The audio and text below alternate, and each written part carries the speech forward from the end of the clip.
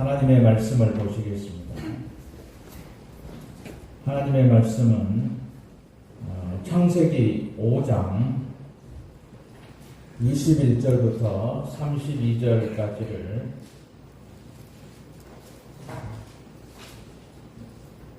제가 봉독해 드리겠습니다. 창세기 5장 21절부터 32절 말씀, 21절부터 봉독합니다. 에녹은 65세에 무두셀라를 낳았고, 무두셀라를 낳은 후 300년을 하나님과 동행하며 자녀들을 낳았으며 그는 365세를 살았더라. 에녹이 하나님과 동행하더니 하나님이 그를 데려가심으로 세상에 있지 아니하였더라. 무두셀라는 187세에 라멕을 낳았고, 라멕을 낳은 후 782년을 지내며 자녀를 낳았으며 그는 969세를 살고 죽었더라.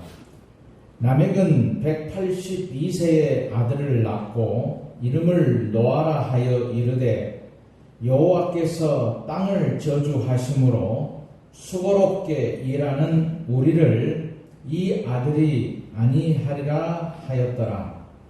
라멕은 노아를 낳은 후 595년을 지내며 자녀들을 낳았으며 그는 777세를 살고 죽었더라. 노아는 500세 된 후에 셈과 함과 야벳을 낳았더라. 아멘.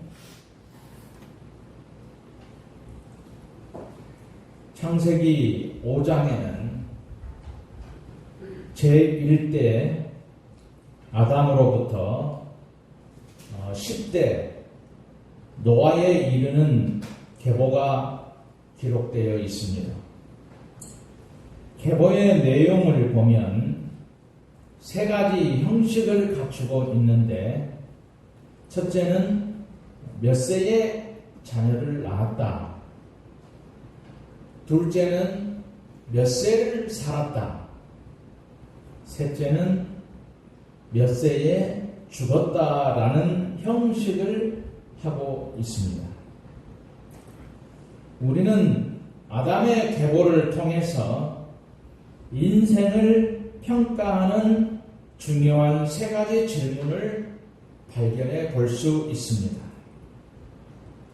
첫째는 어떤 자녀를 낳았는가? 둘째는 그들은 어떻게 살았는가?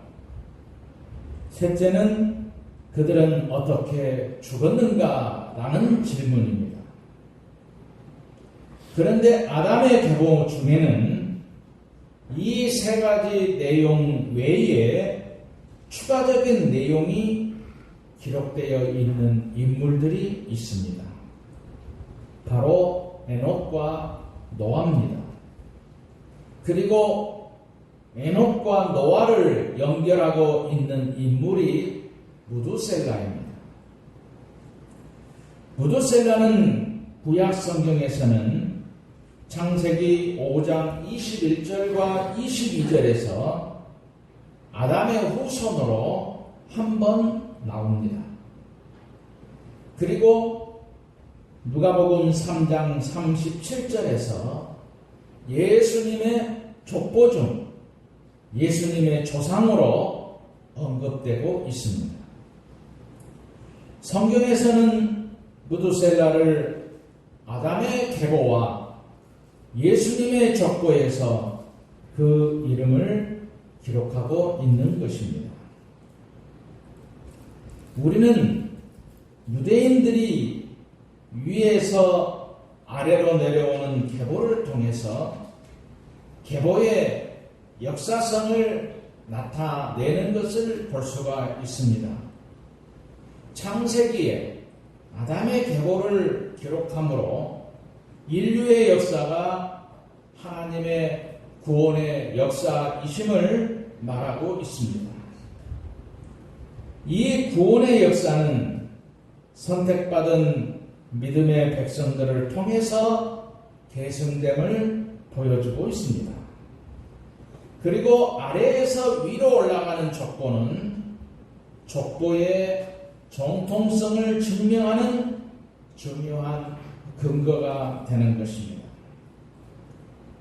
누가는 예수님으로부터 하나님까지 올라가는 족보를 기록함으로써 예수님이 요셉의 아들 인간 예수가 아니라 하나님의 아들로 오신 그리스도라는 정통성을 증명하고 있습니다. 그러므로 우리는 아담의 계보와 예수님의 족보에 기록된 모두셀라가 구원의 역사를 계승한 믿음의 백성임을 알 수가 있습니다. 그리고 메시아로 오신 예수님의 조상으로서 무두셀라의 삶을 통해 하나님의 뜻을 배울 수가 있는 것입니다. 성경은 무두셀라의 삶에 대해서 아주 짧게 언급하고 있습니다. 그러나 우리는 계보와 족보를 통해서 무두셀라의 삶을 유추해 볼 수 있습니다. 에녹은 무두셀라를 낳고 하나님과 300년 동안을 동행하며 살았습니다. 에녹이 하나님과 동행했다고 하는 것은 하나님의 순리에 따라 살았다는 말이지요. 동행하기 위해서 마음이 하나가 되어야 됩니다. 뜻이 하나가 되어야 되고 방향도 같아야 됩니다. 이런 모든 것이 하나가 되었기 때문에 동행할 수 있었습니다. 요즘 황혼, 이혼을 하는 사람들이 있고 결혼을 하는 사람도 있습니다. 그 이유는 부부가 동행이 안 되기 때문이죠. 즉 하나가 안 되기 때문입니다. 에녹은 하나님을 잘 공경했기 때문에 300년 동안 하나님과 동행할 수 있었습니다. 하나님을 잘 공경했다는 것은 가정에 걱정이 없었다는 말일 수도 있습니다. 만약에 자녀들이 걱정이었다면 300년 동안 하나님과 동행하는 삶은 어려웠을 것입니다. 성경은 말하고 있지 않지만 무두셀라는 부모님을 공경한 사람입니다. 부모님께 순종하는 사람입니다. 효도했다는 말입니다. 자녀가 부모를 공경하는 방법에는 여러 가지가 있지요. 용돈을 드릴 수가 있습니다. 여행을 보내드릴 수도 있습니다. 아침 저녁으로 문안 인사를 드릴 수도 있습니다. 선물을 드리는 방법도 있습니다. 우리는 부모님을 공경하기 위하여 어떤 방법을 실천하고 있습니까? 어떤 분들은 부모님께 원하시는 것을 직접 물어보기도 합니다. 그렇다면 하나님이 기뻐하시는 부모 공경은 무엇이겠습니까? 저는 자녀들이 부모님의 남은 일생을 하나님과 동행하시게 하는 것이 공경이라고 생각해 봅니다. 그런데 마음과 다르게 부모님이 돌아가셨기 때문에 부모님을 공경하지 못하는 분도 있습니다. 우리는 족보를 통해서 우리가 누군가의 자녀로 태어나서 누군가의 부모가 된다는 사실을 깨닫게 되는 것입니다. 우리는 자녀로서 부모를 공경합니다. 부모로서 공경을 받게 됩니다. 그리고 육신의 부모님이 돌아가셨어도 하나님은 영원한 아버지가 되십니다. 공경할 부모님이 안 계셔도 아버지 하나님을 공경하는 것이 부모 공경입니다.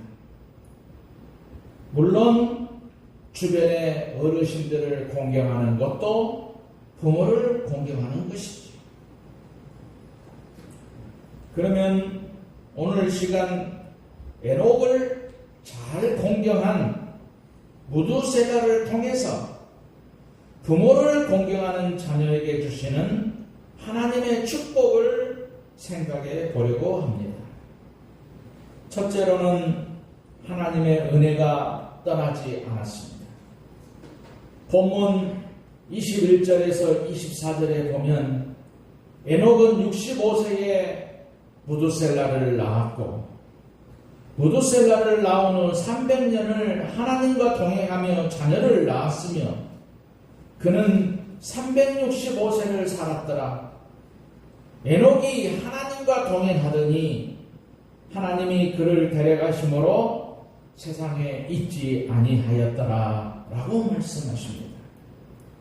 에녹은 65세에 무두셀라를 낳고 나서 300년 동안 하나님과 동행하며 살았습니다.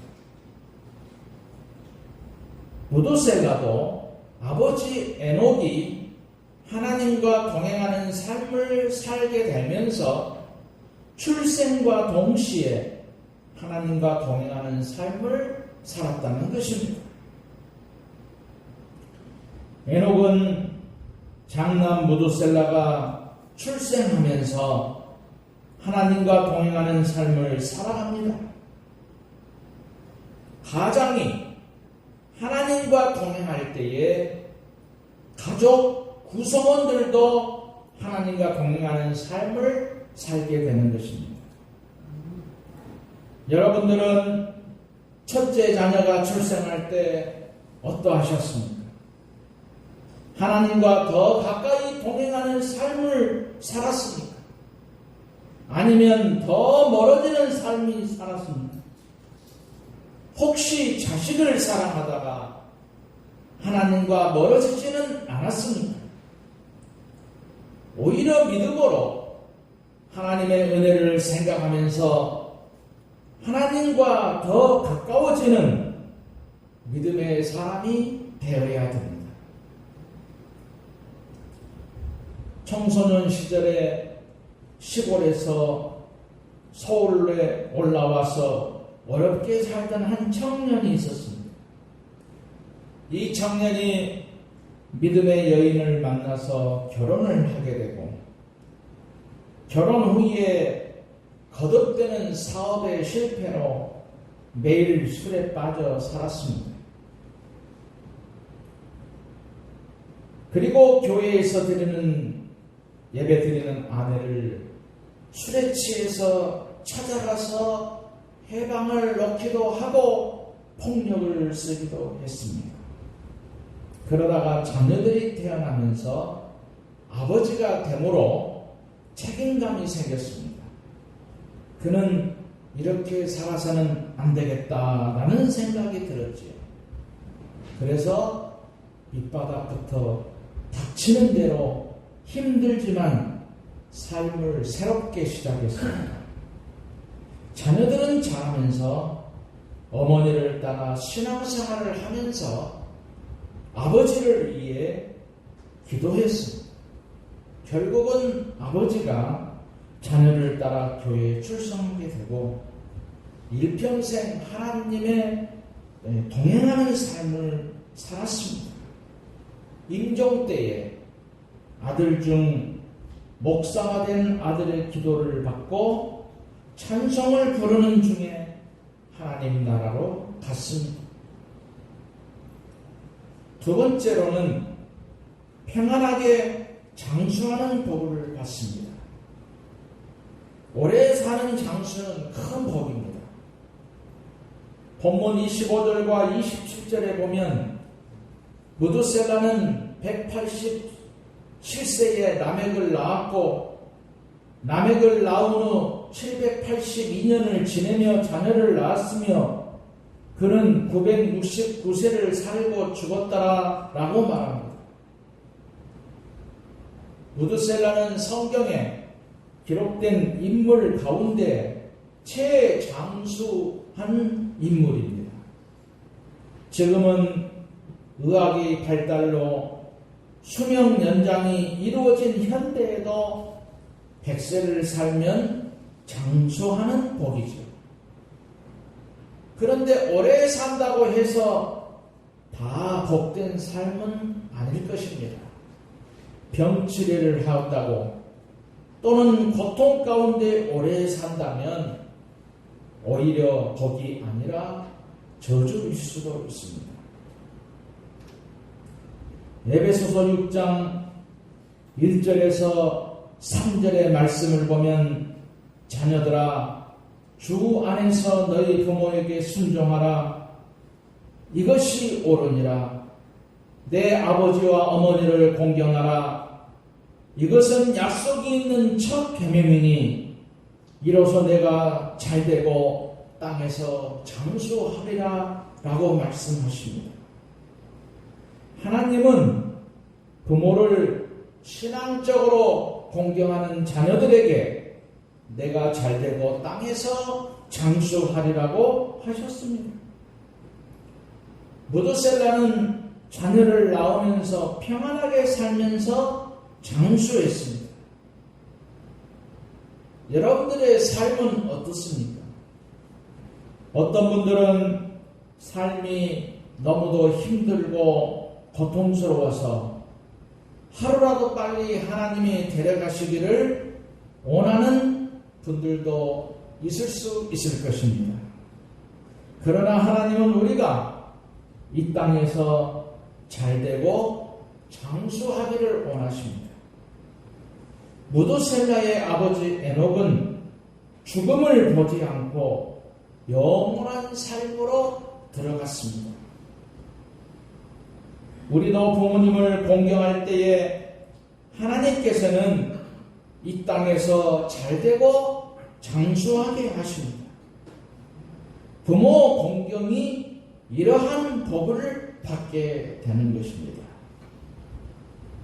연세대학교 철학과 교수인 김영석 교수님이 100번째 생일을 맞이하면서 100세 일기라는 책을 냈습니다.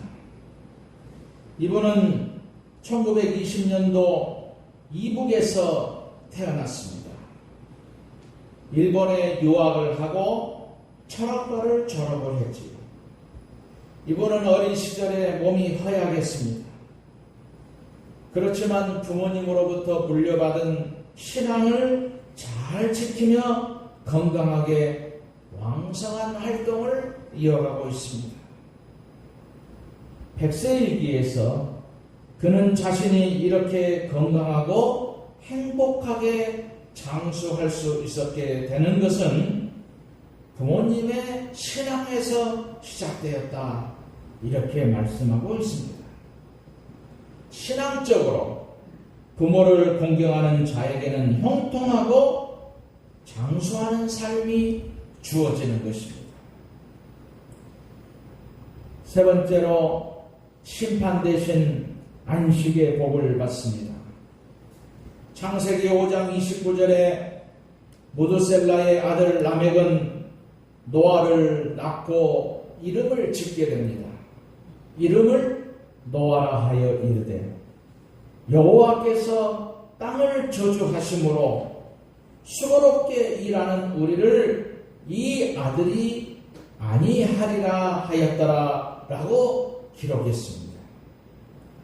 노아라고 하는 이름에는 안식, 위로, 축복이라는 의미가 담겨져 있습니다. 노아의 시대는 죄악이 가득하여서 하나님께서 지으신 것을 한탄하시며 저주한 시대였습니다. 그러나 노아는 하나님의 안식과 1호가 되는 사람이었습니다.